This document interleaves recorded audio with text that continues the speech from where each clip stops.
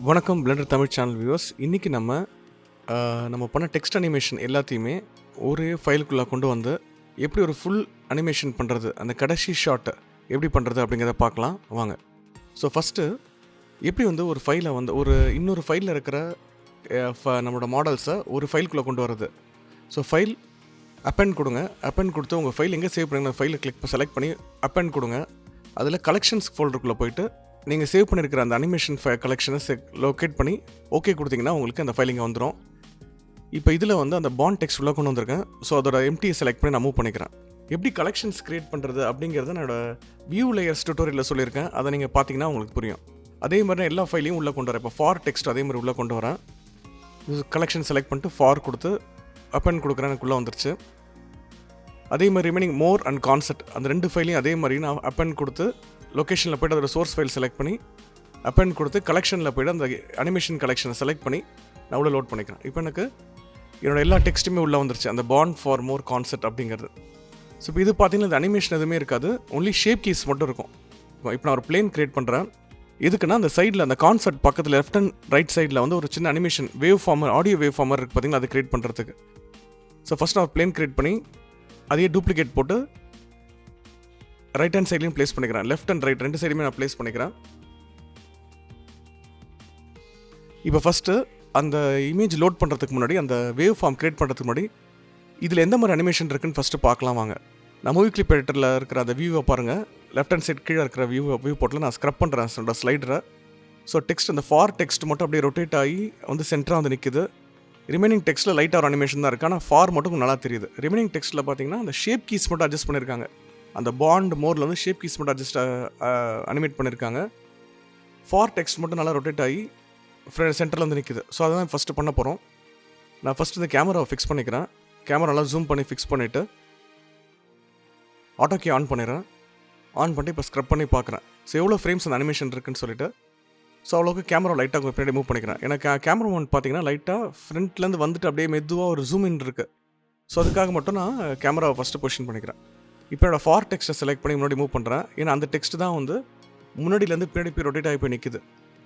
So அதுக்காக அந்த text நான் செலக்ட் பண்ணிவிட்டு இப்போ அந்த டெக்ஸ்ட் ரொட்டேட் ஆகி வர மாதிரி பண்ண போகிறோம். அந்த சர்க்கிள் போட்டிருக்கல, அது மெயின் எம்டி, அதான் மெயின் டெக்ஸ்ட். அந்த ஃபாரை செலக்ட் பண்ணுறது. அந்த இண்டிவிஜுவலாக ப்ளஸ் மாதிரி ஒரு எம்டிஸ் இருக்குது பார்த்தீங்கன்னா, அது இண்டிவிஜுவல் ஒவ்வொரு லெட்டரோட எம்டி, FORோட தனித்தனி எம்டி. ஸோ எனக்கு ரொட்டேட் ஆகி வரணும்னா அந்த எம்டி நான் அனிமேட் பண்ணேன்னா எனக்கு ரொட்டேட் ஆகி வரும். இப்போ பாருங்கள், நான் இப்போ ஃபுல் ரொட்டேஷனுக்கு அந்த சர்க்கிள் எம்டியை மட்டும் நான் அனிமேட் பண்ணியிருக்கேன். இப்போ இண்டிவிஜுவலாக டெக்ஸ்ட் ரொட்டேட் ஆகணும் அப்படின்னா அந்த இண்டிவிஜுவல் எம்டி இப்போ செலக்ட் பண்ணியிருக்கேன் பாருங்கள். அதை கிளிக் பண்ணி நீங்கள் ஒரு கீ கொடுத்தீங்க அப்படின்னா, கீ வச்சிங்க அப்படின்னா எனக்கு அது ரொட்டேட் ஆகும். இப்போ அதே மாதிரி இப்போ ப்ளேஸ் பண்ணியிருக்கேன். அந்த டெக்ஸ்ட்டு பாருங்கள், எனக்கு ஃப்ரண்ட்லேருந்து அப்படியே ரொட்டேட் ஆகி நிற்கும். ஸோ அந்த பொசிஷன் மட்டும் கொஞ்சம் அட்ஜஸ்ட் பண்ணிக்கலாம். அதில் இருக்கிற மாதிரி கொஞ்சம் லோ டில்டட் ஆங்கிளில் வச்சுட்டு அந்த டெக்ஸ்ட்டை அப்படியே ரொட்டேட் ஆகி ப்ளேஸ் ஆகிறத நான் அப்படியே ப்ளேஸ் பண்ணியிருக்கேன் இதில். இப்போ அந்த டெக்ஸ்ட் நீங்கள் அந்த கீழே ரெஃபரன்ஸ் அதையும் பார்த்தீங்கன்னா உங்களுக்கு தெரியும், ஓரளவுக்கு அதே மாதிரி வரும். ஒரு இடத்துல லைட்டாக ஒரு ஜர்க் இருக்குது. எந்த இடத்துலனா அந்த ஃபார் போய் நின்னோடனே அந்த நிற்கிறப்போ ஒரு ஸ்பார்க் மாதிரி பார்த்தீங்கன்னா அதில் லைட்டாக ஒரு ஷேக் இருக்குது. அதை மட்டும் கேமராவை லைட்டாக கொஞ்சம் அட்ஜஸ்ட் பண்ணிக்கலாம். அந்த இடத்துல பாருங்கள், கேமரா நான் ஆடுற மாதிரி வச்சுருக்கேன். ஏன்னா அடித்த உடனே கேமரா லைட்டாக ஆடுற மாதிரி ஒரு ஷேக் கொடுக்கணும். அதுக்காக இப்போது ரிமைனிங் டெக்ஸ்ட்லாம் பார்த்தீங்கன்னா ஷேப் கீஸ் வச்சு அட்ஜஸ்ட் ஆகிருக்கிற மாதிரி பண்ணியிருப்பாங்க. அதை பார்த்தீங்கன்னா தெரியும். அந்த BOND MORE அந்த டெக்ஸ்ட்லாம் பார்த்தீங்க அப்படின்னா டிலாம் ரொட்டேட் ஆகாது. டி மட்டும் அப்படியே ஃப்ரண்ட்லேருந்து எக்ஸ்ட்ரூட் ஆகி நிற்கிற மாதிரி பண்ணியிருப்பாங்க. அதுக்காக அந்த ஷேப் கீஸ் நான் இப்போ அட்ஜஸ்ட் பண்ணுறேன். இப்போ பாருங்கள், ஃபஸ்ட்டு இந்த பொசிஷன் அட்ஜஸ்ட் பண்ணிடலாம். பாண்ட் டெக்ஸ்ட்டோட பொசிஷன் அட்ஜஸ்ட் பண்ணுறேன். அது ஃப்ரண்ட்லேருந்து அப்படியே பின்னாடி நிற்கிற மாதிரி அட்ஜஸ்ட் பண்ணிடுறேன். அதுக்கப்புறம் அந்த ஷேப் கீஸை கீ பண்ணோம் அப்படின்னா கரெக்டாக அந்த அனிமேஷன் வந்துடும். இப்போ பாருங்கள், ஷேப் கீஸில் போய்ட்டு அந்த D, N, O அதெல்லாம் அட்ஜஸ்ட் பண்ணுறேன் இப்போது. ஓகே, இங்கே கீ செட் பண்ணி ஃப்ரண்ட்டில் கொண்டு வந்துடலாம் இப்படி. அதுக்கப்புறம் எனக்கு பின்னாடி நிற்கிறப்போ கரெக்டாக அந்த ஃப்ரேம்ஸ் அப்படியே அந்த டெக்ஸ்ட் ரொட்டேட் ஆகி பின்னாடி நிற்கிறப்போ அந்த எக்ஸ்ட்ரூஷன் அப்படியே கம்மியாகி பின்னாடி நார்மல் பொசிஷனுக்கு வர மாதிரி செட் பண்ண போகிறேன். அந்த ஷேப் கீஸ் அட்ஜஸ்ட் 0 பண்ணிட்டேன்னா எனக்கு ஆட்டோமேட்டிக்காக எனக்கு செட் ஆகிடும். அது நார்மலாக 0க்கு வந்துடுச்சுன்னா. இப்போ பாருங்கள், எல்லாத்தையும் 0 பண்ணுறேன். 0 பண்ணி கீ பண்ணுறேன். ஆட்டோ கீ ஆனில் இருக்கிறதுனால எனக்கு ஆட்டோமேட்டிக்காக நான் 0 பண்ணி எனக்கு கீ விழுந்துட்டுருக்கு. ஃபுல்லாக 0 பண்ணிட்டேன். இப்போ அந்த அனிமேஷன் ப்ளே பண்ணி பார்க்கலாம். இப்போ இங்கே பாருங்கள், கீழே ரெஃபரன்ஸ் மாதிரி நிற்கிது பார்த்தீங்களா? இப்படி தான் அந்த அனிமேஷன் பண்ணியிருக்காங்க. இதே டைப்பில் தான் மோர் டெக்ஸ்ட்டு நான் அனிமேட் பண்ண போகிறேன். சேம் இதே டைப்பில். ஸோ இந்த டைமிங், அந்த கீஸு, டைமிங், அப்புறம் அந்த பொசிஷன்லாம் நீங்கள் மேனலாக பார்த்து அட்ஜஸ்ட் பண்ணிக்கலாம். உங்களுக்கு எது வந்து சாட்டிஸ்ஃபைடாக இருக்கோ அதை க்ரியேட் பண்ணிக்கலாம். ஏன்னா எக்ஸாக்ட் அதே மாதிரி பண்ணணும்னு அவசியம் இல்லை. ஸோ இப்போ அந்த மோர் டெக்ஸ்ட் நான் செலக்ட் பண்ணியிருக்கேன். இது மோர் டெக்ஸ்ட்டோட எம்டி. இப்போ இதையும் வந்து அதே மாதிரி நான் ஃப்ரண்ட்டில் மூவ் பண்ணியிருக்கேன். ஃப்ரண்ட்டில் மூவ் பண்ணிவிட்டு ஃப்ரண்ட்டில் ஒரு கீ, லாஸ்ட்டில் ஒரு கீ செட் பண்ணியிருக்கேன்.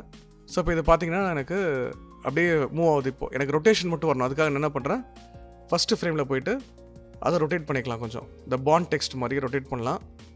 ஓகே, ஃபஸ்ட்டு அந்த ஷேப் கீஸ் அட்ஜஸ்ட் பண்ணிடுறேன். இதில் ஷேப் கீஸை நான் ஃபிக்ஸ் பண்ணிக்கிறேன். ஓகே, எல்லாத்தையுமே எக்ஸ்ட்ரூட் பண்ணிட்டேன். ஃபுல் 1 வச்சுட்டேன். இப்போ அந்த டெக்ஸ்ட்டு போய் நிற்கிறப்போ எனக்கு அந்த எக்ஸ்ட்ரூஷனோட போய் நிற்கும். அப்புறம் எக்ஸ்ட்ரூஷன் 0 ஆகிடும். ஆட்டோக்கி ஆன் பண்ணியிருக்கேன்.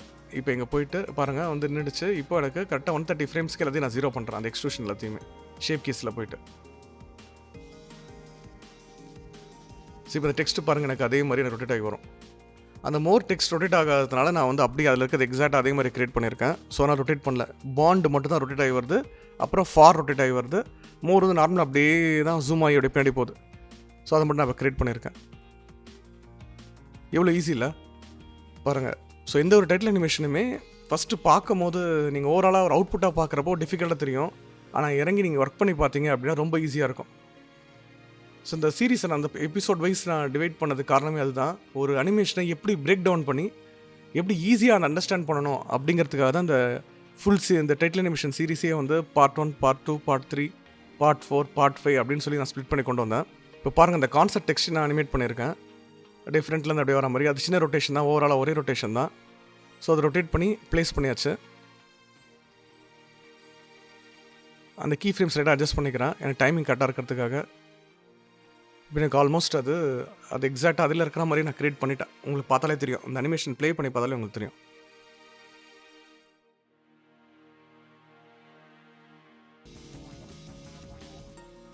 பாருங்கள், திருப்பி நான் ப்ளே பண்ணி பார்க்குறேன் அது கரெக்டாக இருக்கான்னு. ஸோ அனிமேஷன் பொறுத்த வரைக்கும் டைமிங் ரொம்ப இம்பார்ட்டண்ட்டு. ஸோ அந்த அனிமேஷன் ப்ராப்பராக இருக்கா அப்படிங்கிறத நம்ம நிறைய வாட்டி நம்ம கிராஸ் செக் பண்ணிக்கலாம். கிராஸ் செக் பண்ணிட்டு கீ ஃப்ரேம்ஸ் அட்ஜஸ்ட் பண்ணி திருப்பி நம்ம வந்து அந்த கீஸ் அட்ஜஸ்ட் பண்ணி கொண்டு வரும்போது நம்மளுக்கு பர்ஃபெக்டான ஒரு அனிமேஷன் கிடைக்கும். ஓகே, ஸோ இப்போ வந்து எனக்கு ஒரு நல்ல ஒரு ஆல்மோஸ்ட் 100% இல்லைனாலுமே ஒரு 80%க்கான அனிமேஷன் நான் ரீச் பண்ணிட்டேன் இந்த டுட்டோரியலோடது. இப்போது அந்த சைடில் இருக்கிற அந்த ரெக்டாங்கிள், அந்த ஆடியோ வேவ் ஃபார்ம் இருக்குது பார்த்தீங்களா, அதை நான் க்ரியேட் பண்ணுறேன்னா எனக்கு ஆல்மோஸ்ட் இது கம்ப்ளீட் ஆகிடும் நான் நினைக்கிறேன். ஷேடர் எடிட்டர் க்ரியேட் பண்ணுறேன். அதில் போய்ட்டு அந்த பிளேனை செலக்ட் பண்ணிட்டு நான் கொஞ்சம் நல்லா பொசிஷன் பண்ணிக்கிறேன். வியூ போட்ட பொசிஷன் பண்ணிவிட்டு அந்த பிளேனை செலக்ட் பண்ணி நியூ மெட்டீரியல் கொடுக்குறேன். நியூ ஷேடர் கொடுத்ததுக்கப்புறம் அதை ரீநேம் பண்ணிக்கிறேன். அதை ஆடியோ வேவ் ஃபார்ம் அப்படின்னு ரீநேம் பண்ணிக்கிறேன். ஆடியோ வேவ்னு வச்சுருக்கேன். ஓகே, இப்போ இதில் ஏற்கனவே நான் வந்து ஒரு சீக்வன்ஸ் ரெண்டர் பண்ணி வச்சுருக்கேன். அந்த வேவ் ஃபார்ம் அனிமேட் ஆகிற மாதிரி ஒரு இமேஜ் சீக்வன்ஸ் ரெண்டர் பண்ணி வச்சுருக்கேன். அதான் லோட் பண்ண போகிறேன். ஸோ அந்த பிரின்சிபல் பிஎஸ்டிஎஃப் மெட்டீரியல் செலக்ட் பண்ணி Ctrl+T ப்ரெஸ் பண்ணிங்க அப்படின்னா எனக்கு நோட் விராங்லர் கனெக்ட் ஆகும். இது நோட் விராங்லர்னு சொல்லுவாங்க. இது கனெக்ட் ஆகும். இதில் அந்த இமேஜ் டெக்ஸ்சரில் போய்ட்டு இமேஜ் சீக்வன்ஸ் கிளிக் பண்ணி லோட் இமேஜில் போய்ட்டு நான் வந்து ஆடியோ வேவ் ஃபார்ம் தனியாக ஒரு சீக்வன்ஸ் ரெண்டர் பண்ணி வச்சுருக்கேன். இது என்ன சீக்வன்ஸ் அப்படின்னா, அந்த வேவ் ஃபார்ம் அனிமேட் ஆகிற மாதிரி ஒரு சீக்வன்ஸ் நான் க்ரியேட் பண்ணி ரெண்டர் பண்ணி வச்சுருக்கேன். அதை நான் லோட் பண்ணுறேன். ஸோ இப்போ நான் நோட்டீஸ் பண்ணுங்கள், இமேஜ் சீக்வன்ஸ் லோட் பண்ணிவிட்டு எவ்வளோ ஃப்ரேம்ஸ் அந்த அனிமேஷன் அப்படிங்கிறத நம்ம செட் பண்ணணும். கிளிப்புன்னு வைக்கணும் ஃபஸ்ட்டு. அப்புறம் எவ்வளோ ஃப்ரேம்ஸ், இப்போ நான் வந்து 1250 ஃப்ரேம்ஸ் இருக்குது அதில். ஸோ அதில் செட் பண்ணிவிட்டு ஸ்டார்ட் ஃப்ரேம் 105, ஏன்னா என்னோட டைம் லைனில் பாருங்கள் 105 தான் வந்து ஃப்ரேமே செட் பண்ணியிருக்கேன். ஸோ ஸ்டார்ட் ஃப்ரேம் 105 கொடுத்துட்டு நீங்கள் வந்து செட் பண்ணிட்டீங்க அப்படின்னா எனக்கு வந்து அனிமேட் ஆகும். ஸோ இந்த ஆடியோ வேவ் ஃபார்ம் வந்து உங்களுக்கு கிளியராக தெரியல அப்படின்னா லைட்டிங் வச்சிங்கன்னா உங்களுக்கு தெரியும். ஸோ அதனால் இப்போ டெம்பரரி என்ன பண்ணுறேன், ஒரு என்விரான்மெண்ட் லைட் செட் பண்ணுறேன். ஸோ பாருங்கள் எனக்கு கிளியராக தெரியுது.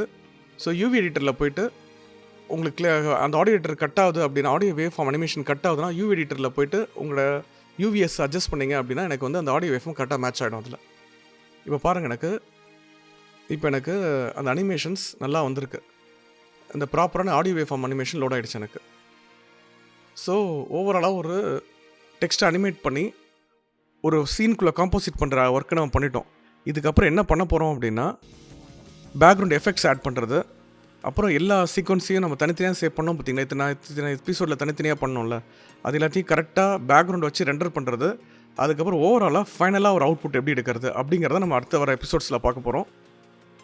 ஸோ இன்னும் 2 எபிசோடு தான் இருக்குது உங்களுக்கு. அந்த 2 எபிசோட்லேயுமே வந்து அந்த எஃபெக்ட்ஸ் எப்படி க்ரியேட் பண்ணுறது, ப்ளஸ் இப்போ நான் சொன்ன மாதிரி பேக்ரவுண்ட் டோட்டலாக எப்படி க்ரியேட் பண்ணி ஒரு அவுட்புட்டாக எடுத்து எப்படி எஃபெக்ட்ஸ் ஆட் பண்ணுறது அப்படிங்கிறத நம்ம பார்க்கலாம். அது வரைக்கும் நன்றி, வணக்கம், தேங்க்யூ. இந்த வீடியோ உங்களுக்கு பிடிச்சிருந்ததுன்னா இந்த சேனல் லைக் பண்ணுங்கள், சப்ஸ்கிரைப் பண்ணுங்கள், அந்த பெல் ஐக்கானையும் ப்ரெஸ் பண்ணுங்கள்.